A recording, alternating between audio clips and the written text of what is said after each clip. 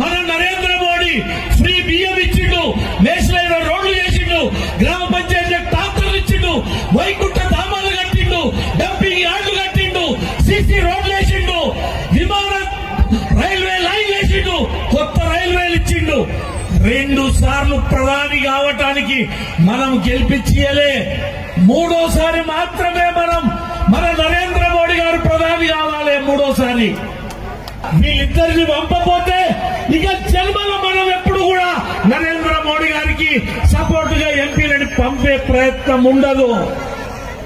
ఇదే భగవంత్ ఆ జోగులాంబ తల్లి ఇచ్చిన మనకు అవకాశము, ఆలంపూరు జోగులాంబ తల్లి ఇచ్చిన అవకాశం ఇది.